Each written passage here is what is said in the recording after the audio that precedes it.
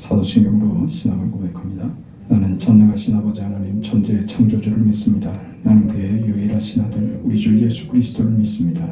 그는 성령으로 잉태되어 동정녀 마리아에게서 나시고 본디오 빌라도에게 고난을 받아 십자가에 못 박혀 죽으시고 장사된 지 사흘 만에 죽은 자 가운데서 다시 살아나셨으며 하늘에 오르시어 전능하신 아버지 하나님 우편에 앉아 계시다가 거기로부터 살아있는 자와 죽은 자를 심판하러 오십니다.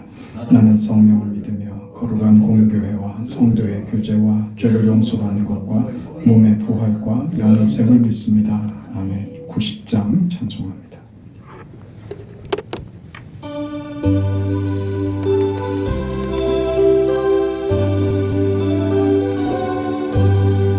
주 예수 내가 알기 전 날 먼저 사랑했네. 그 크신 사랑 나타나 내 영혼 거듭났네. 주 내 맘에 늘 계시고 나 주의 안에 있어 저 포도 비유 같으니 참 좋은 나의 친구. 내 친구 되신 예수님 날 구원하시며 그 귀한 몸을 버리사 내 죄를 대속했네. 나 주님을 믿으며 그 손을 의지하고 내 몸과 마음을 바쳐서 끝까지 충성하리. 내 진실하신 친구여 그 은혜 내려주사 날 항상 보호하시고 내 방패 되옵소서. 그 풍성한 참 사랑을 네 능히 끊을 소냐. 날 구원하신 예수 참 좋은 나의 친구.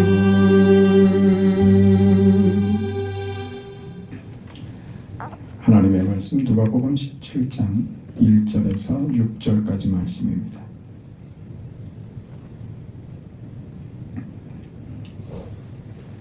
누가복음 17장 1절에서 6절까지 우리 하나님의 말씀을 함께 읽습니다. 예수께서 제자들에게 이르시되 실족하게 하는 일이 없을 수는 없으나 그렇게 하게 하는 자에게는 화로다. 그가 이 작은 자 중에 하나를 실족하게 할진대 차라리 연자맷돌이 그 목에 매여 바다에 던져지는 것이 나으리라. 너희는 스스로 조심하라. 만일 내 형제가 죄를 범하거든 경고하고 회개하거든 용서하라. 만일 하루에 7번이라도 내게 죄를 짓고 7번 내게 돌아와 내가 회개하노라 하거든 너는 용서하라 하시더라.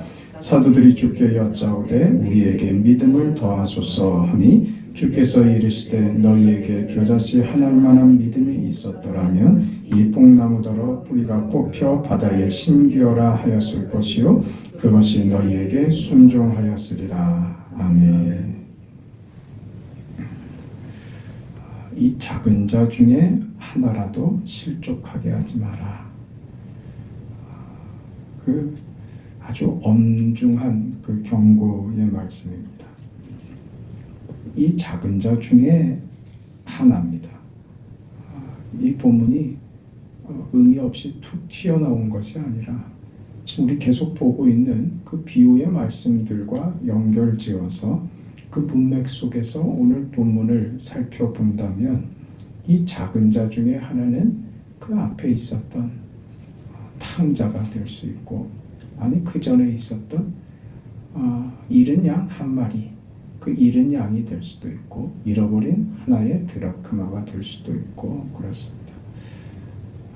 그 말하자면 그 눈에 잘 띄지 않고 잃어버려서 지금 별 가치를 못 느끼는 사람들의 시선에 들어오지 않는 마치 부자와 나사로의 경우에 나사로처럼 누구도 시선을 주지 않는 관심을 갖지 않는 어느 한 사람일지라도 실족시키는 일이 없도록 하라 이렇게 명령하시는 거죠. 실족하게 하면 안 된다라고 말씀하심으로써 분명한 이 말씀의 의미는 우리가 알아들을 수 있습니다. 누구를 대해서라도 그 사람에 대해서 성급하게 판단하는 일은 있어서는 안 된다 하는 것이죠. 그리고 우리가 생각하는 방식과 하나님이 뜻을 이루시는 방법이 다를 수 있다라는 것을 우리가 염두에 두어야 한다 하는 것이 됩니다. 그러니 우리가 누굴 가리켜 쉽게 정죄하거나 저 사람은 안 돼, 글러먹었어 이런 표현을 하면 안 된다는 것이죠. 그리고 이어서 용서하라고 하십니다. 근데 이 용서가 하루에 7번이라도 해주라고 하십니다. 하루에 7번 하라. 하루에 똑같은 죄를 용서해 줬는데 다시 가서 그 죄를 또 짓고 또 와서 용서를 빌고 하는 것을 7번 반복하는 것을 용서해 주라고 하시잖아요. 똑같은 잘못을 하루에 7번 하는 것도 사실은 어렵습니다. 그런 일에 너는 7번이라도 용서하라 라고 하심으로써 용서는 어떤 문제냐? 용서는 용서를 구하는 가해자 쪽에서의 책임이 아니라는 겁니다. 용서라고 하는 것은 피해자 쪽에서, 그러니까 용서를 해줘야 하는 피해자 쪽에서의 문제다 이렇게 가르치시는 거죠. 지금 이 말씀들이 무슨 의미로 무슨 내용으로 가고 있는지 좀 읽히십니까? 제자들이 예수님께 이 말씀을 듣고 우리에게 믿음을 더하소서 이렇게 나오게 되는 겁니다. 예수님의 말씀이 담을 수 없는 크기라고 느꼈던 거죠. 도대체 어떻게 그럴 수 있습니까? 하는 표현이었겠죠. 그러니까 예수님께서 이 믿음에 대해서 이런 설명을 붙이십니다. 6절에 주께서 이르시되 너희에게 겨자씨 하나일 만한 믿음이 있었더라면 그러신다고요. 우리에게 어떤 믿음? 겨자씨 하나일 만한 믿음. 여러분에게 믿음이 있습니까? 있죠. 근데 그걸 변명으로 삼으면 안 된다 이거죠. 우리에게 어떤 믿음? 겨자씨 하나일 만한 믿음이라도 그게 기적을 일으킨다. 어떤 기적이요? 이 산을 명하여 저리로 옮기라 하면 옮겨질 정도의 믿음이 일으키는 그 기적. 내가 믿음을 얼마나 오랫동안 가졌는가, 내가 믿음에 얼마나 특심인가, 내가 얼마나 정열적으로 믿고 있는가 하는 문제가 아니라 그 믿음을 소유하게 되었을 때 우리 안에 있는 그 믿음, 나는 믿음이 없어서 이거는 못하겠습니다 라고 도망갈 수 없게 하는 아무리 작은 것이라도 믿음이 가지는 그 힘, 그 폭발력, 그 상상할 수 없는 그 능력이 너희에게 주어졌다는 것, 너희 속에 있다는 것을 알아라. 그러니 나는 이것까지는 못하겠습니다 하는 쪽으로 도망갈 수 없는 것이다. 이런 얘기가 되는 것이죠.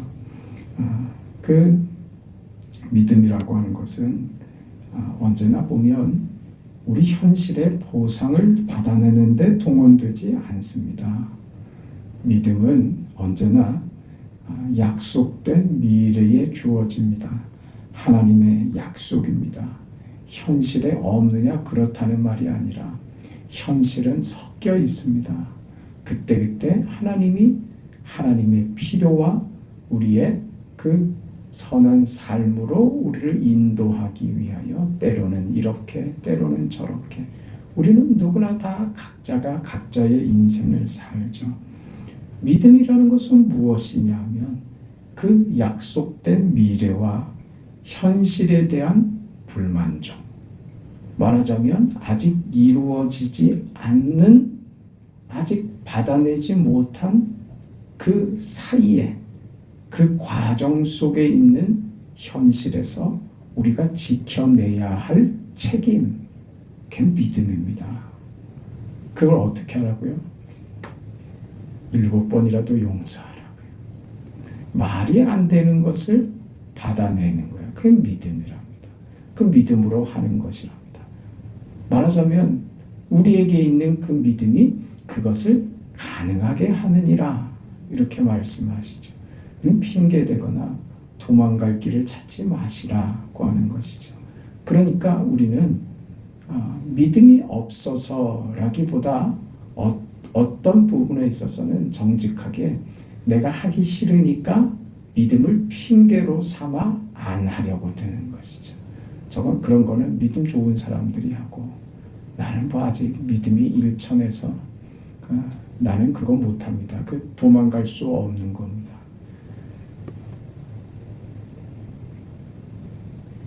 믿음이라는 것은 겨자씨 하나를 만한 것입니다. 겨자씨는 왜 그렇게 크게 능력과 기적을 일으킬까요? 겨자씨의 특징은 작은 것도 있지만 그 보잘것없이 잘 보이지도 않는 존재가 미미한 흔적만 있는 것 같은 그 씨 한 알이 중요한 것은 무엇이냐? 있느냐 없느냐 하는 문제입니다. 그것이 우리에게 있다고 하는 것이 이게 기가 막힌 사실입니다. 그러니 그 겨자씨를 어찌해야 기적 같은 역사가 이루어지느냐? 겨자씨는요, 심는 겁니다. 그냥 놔두면 안 됩니다. 땅에 심어야 하는 겁니다. 말하자면 믿음이라는 것은 심는 겁니다. 보상은 언제요?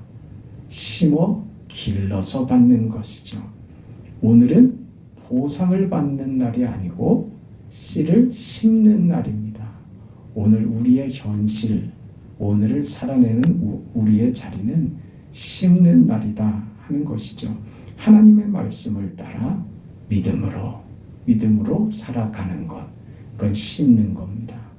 이게 어렵죠. 그러니 성경의 요구들이 지금 제자들이 말하는 것처럼 아이고 주님 어떻게 우리가 이것을 합니까? 우리에게 믿음을 더해 주세요. 무슨 특별한 것을 받지 않으면 이건 내가 할 수 없는 일입니다. 이렇게 나오는 거죠. 우리가 서로를 존경하고 사랑하며 따르며 순종하며 하는 것들은 정말 어려운 겁니다. 그러니까 성경의 요구들을 그 믿음으로 살아내려고 할 때 우리가 가지는 분명한 그 부딪힘은 뭐냐 하면 본성적인 어떤 한계입니다. 누구에게 있는?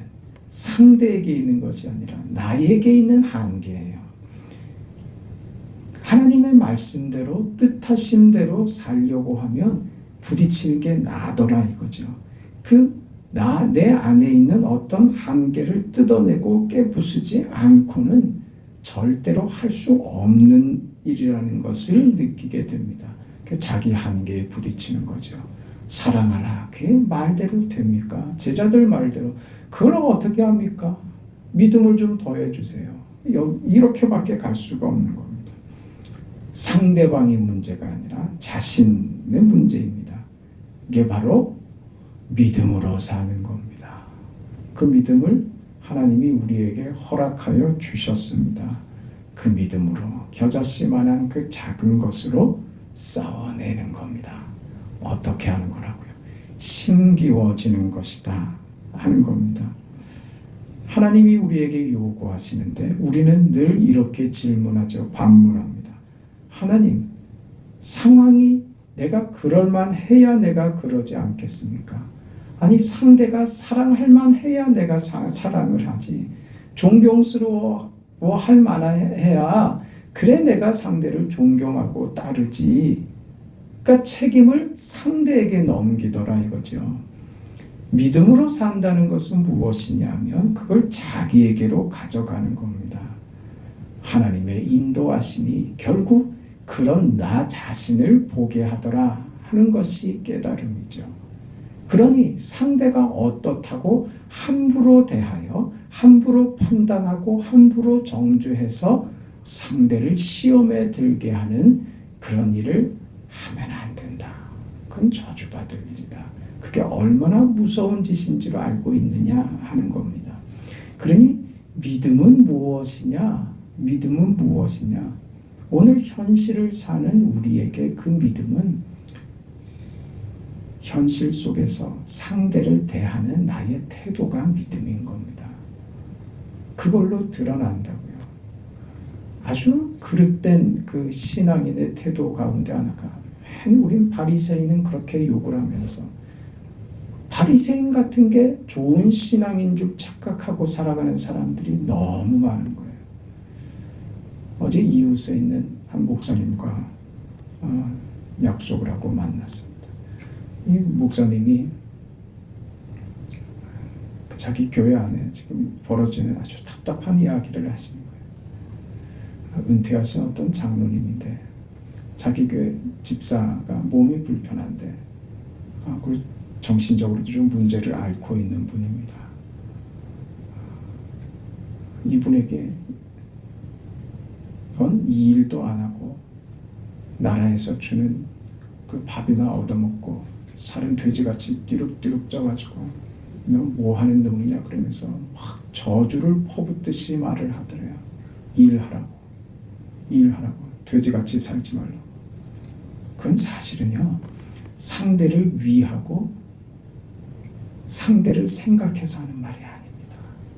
근데 전제를 늘 깔죠. 그런 사람들, 내가 너 위해서 하는 말이야. 그게 얼마나 건방지고 얼마나 교만한 말인지 우리는 알지 않습니까? 그래 이분이 너무 속이 상하고 눈물이 앞을 가리고 너무 자기 인생이 비참해져서 목사님에게 찾아와서 그 얘기를 했답니까? 이 목사님이 그 말을 듣고만 있었냐?